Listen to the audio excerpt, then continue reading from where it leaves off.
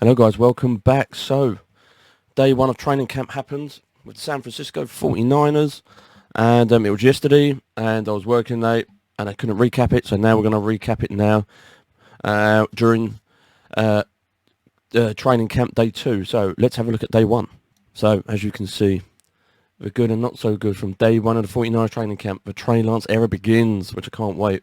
The Trey Lance era officially has begun. This is Grant Cohen. Grant Cohen's there. He checks the training camp out, and he does all the news. So this is all on si.com 49ers page. So here we go. Santa Clara. Who stood out on day 1 of the 49ers training camp? Keep in mind, practice ended after just 75 minutes, and the players did not wear pads. The first padded practice will be Friday. So here we go. The good quarterback, Trey Lance, completed 9-11 pass attempts. Of his 2 incomplete passes, one went to a wide receiver who slipped when the ball was in the air, which means Lance was just about as effective as it could be. Impressive considering he had 5 new starters on the defensive line, more on that below, and no Deebo Samuel, more on that below. Lance couldn't find anyone open outside or deep, so he looked for the safe short throws. Jimmy Garoppolo probably would have forced the ball to a covered receiver and gotten intercepted, but he didn't practice. Number 2, quarterback again, Nate Studfield, completed 11 of 11 passes, took what the defense gave him and didn't face any false passes into coverage. At times, Studfield was a bit too quick to check down as he failed to see a wide open Danny Gray deep. But Studfield also completed the longest pass of the day, a 50-yarder to Mike Turner, who beat Ambry Thomas because Thomas misled his jump, more in below. Starting cornerbacks. Emmanuel Mosley got targeted twice and broke up both passes, and Javanis Ward never got targeted. These 2 absolutely shut down Brandon Ayuk, Janon Jennings, and Ray McLeod. Number 4, linebacker, Al Ashir, practiced despite coming off a serious injury. Appeared to injure his rib early in practice. He fell to the ground in bad pain, but returned to the field and finished the season. Tough guy. Number 5, guard Spencer Burfield. The rookie 4th round pick who just turned 22 was starting right guard all morning. The 49ers must have seen something from him during the OTAs and minicamp that they liked, because he's starting right guard Daniel Brumsky was the backup center today behind Jake Brindle. Number 6, running back Ty Davis Price had the longest run of the day, an outside run to the left. Price exploded through the line and burst past a couple of defenders who struck their arms out, and you could hear Price's body violating twerk their arms. He will be tough to tackle. Number 7, wide receiver Brandon Ayuk caught a team high 4 passes. 3 of his catches came while playing with the second team offensive. His only catch with the starters was a 5-yard gain. He could not open facing Mosley or Ward, but he reportedly beat Thomas. Number 8, tight end Jordan Matthews had on the longest catches of the day when he took a short slant right and ran through the defense for a 40-yard gain. Matthews has been trying to evolve from a wide receiver to a tight end for years. If he ever is going to make this team as a tight end, this will be the year. Very impressive. Defensive end Drake Jackson, the 49ers second round pick, looks noticeably slimmer after showing up to minicamp and OTAs, looking rather pugly. Alright, must be rather big then. Number 10, quarterback coaches Brian Grease and Clay Kubik.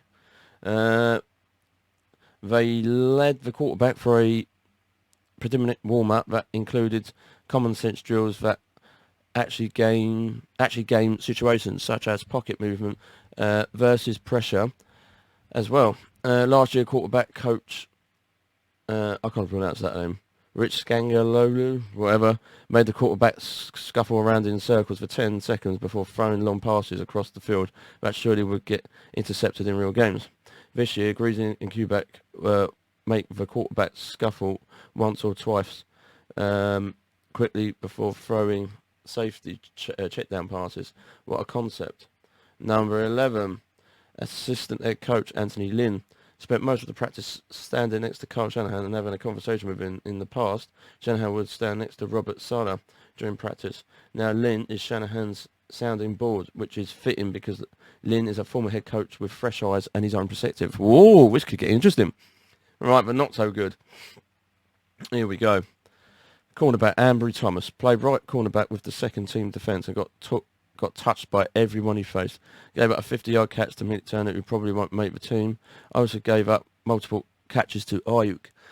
Thank goodness the 49ers signed Ward and still have Jason Verrett because Thomas is a liability. Not good.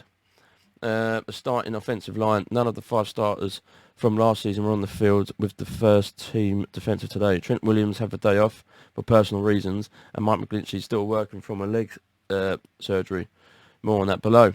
Which means from left to right, the starting offensive line was Colton McKivitz, Aaron Banks, Jake Brundle, Spencer Burfield, and Julian Moore.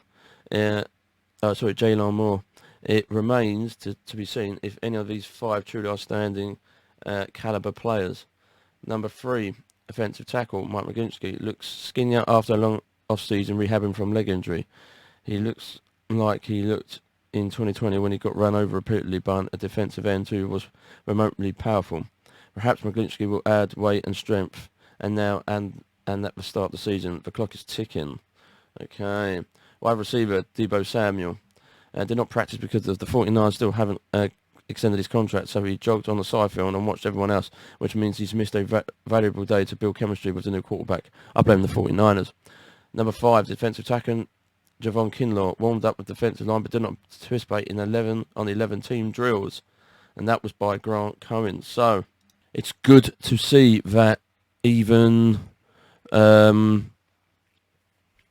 Lance is doing really good. Nate Studfield, flipping hell, is doing really good. So it's good. We've got 2, if Trey Lance gets injured, touch wood he doesn't, you know what I mean? But if, Nate Studfield looks really good on camp. So he did well, according to Grant Cohen. So that's good.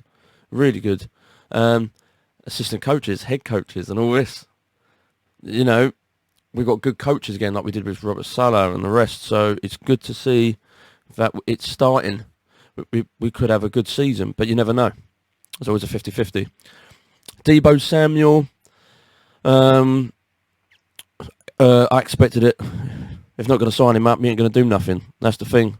Need to give him a bloody good contract. A really, really, really good contract. But if you don't do it, what's the point?